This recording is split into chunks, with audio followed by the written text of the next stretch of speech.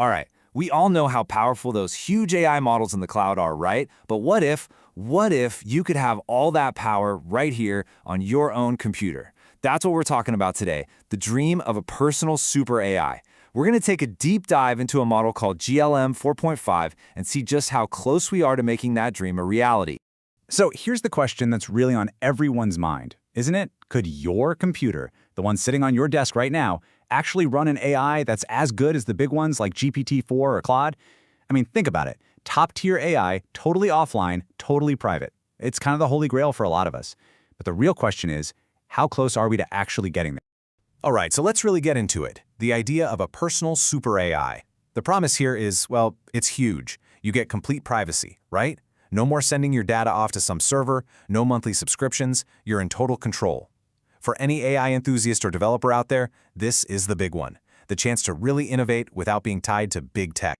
And this is where our contender enters the ring, GLM 4.5. This is an open source model that's been making some serious waves lately. Why? Because the paper behind it claims it can go toe-to-toe with the biggest names in the game, the proprietary giants. So, what's its secret? What makes this thing tick? Well, it all comes down to this really clever idea called mixture of experts, or MOE for short. Now, the analogy on the screen is perfect. Think of it like a committee of specialists. Instead of one giant know-it-all brain that has to spin up for every single question, an MOE model is different. It's got a whole team of experts on standby. You ask it a coding question, boom, it calls up its star programmer. Ask about ancient Rome, it brings in the historian. This is the secret sauce for its efficiency. It only uses the tiny piece of the model it actually needs for that specific task, which saves a ton of processing power. Okay, so just how good are these so-called experts? Well, this is where it gets fun. The paper doesn't just talk a big game, it throws GLM 4.5 into a direct showdown with the heavyweights from OpenAI, Anthropic, and Google. It's time for the AI showdown. Let's look at the results. First up, let's talk reasoning. And we're not talking simple stuff. This is about solving tough, multi-step problems in things like math and science. And just look at this chart. GLM 4.5 is right there in the middle of the pack, even outperforming some of the big established players. It's holding its own against the absolute best. For an open-source model, that is a seriously, seriously impressive result. All right, next up is something called agentic performance. Now, what does that mean? Basically, it's how well the AI can use tools, browse the web, use an app, things like that.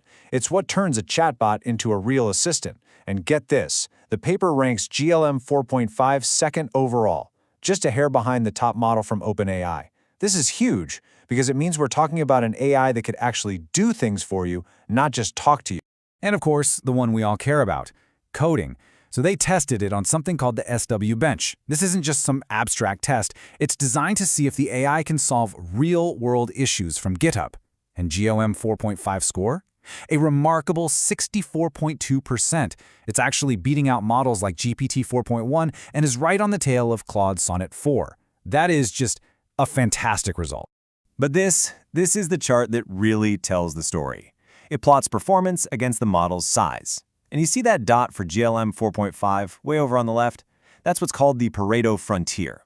Now, in simple terms, that just means it has the best bang for your buck. It's getting these top-tier coding results while being way smaller, using far fewer parameters than its rivals. It's powerful, but it's also lean.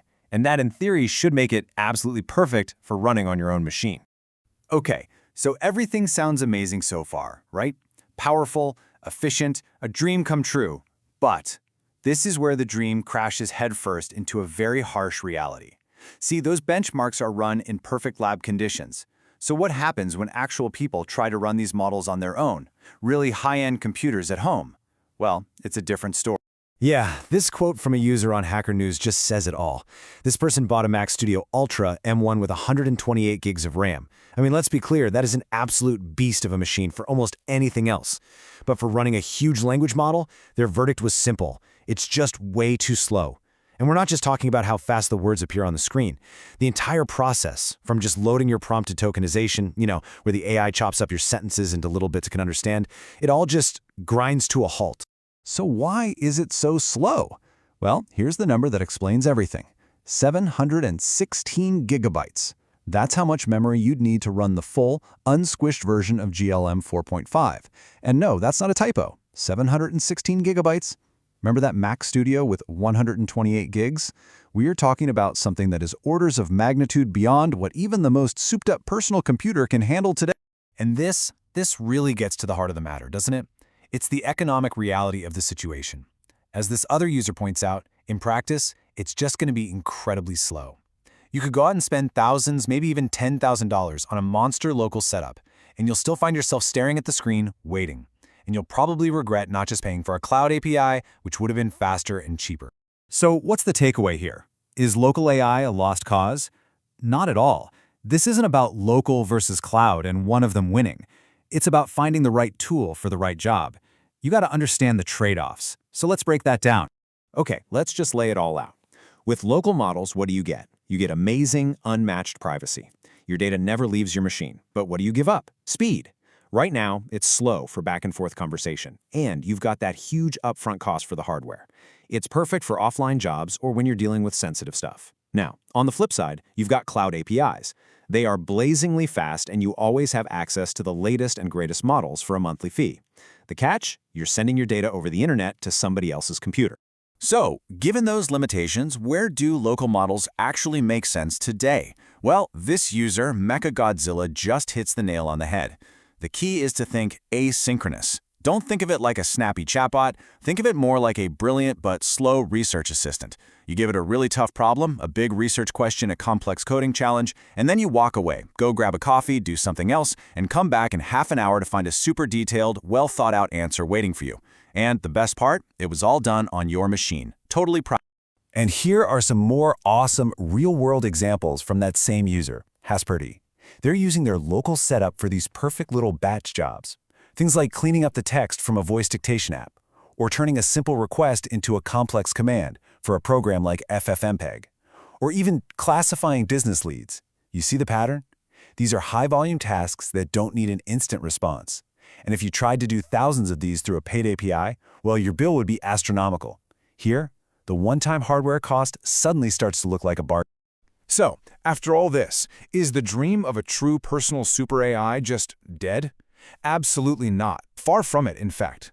Which brings us to our final big question. What's next? Because that gap we've been talking about, the gap between the dream and the reality, well, it's closing. And it might be closing a lot faster than you think. A huge part of the solution is going to come from the hardware itself. Just look at this comment. This user is pointing out that the next generation of chips, like Apple's M5, are rumored to have a dedicated MATMUL instruction set. That stands for matrix multiplication, which is the exact specific type of math that these AI models do over and over again.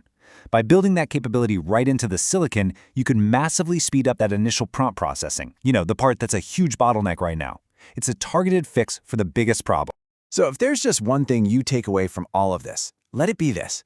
Right now, a model's power is not the same thing as its performance. You can have an AI that is brilliant on paper, getting top scores on every benchmark, but that doesn't mean it'll be usable on your machine.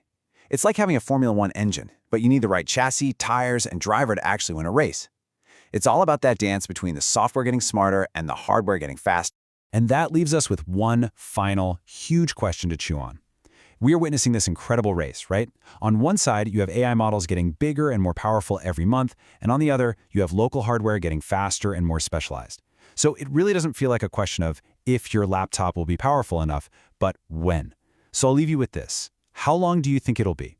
How long until the AI in your own laptop is so mind-blowingly good that the cloud just becomes obsolete?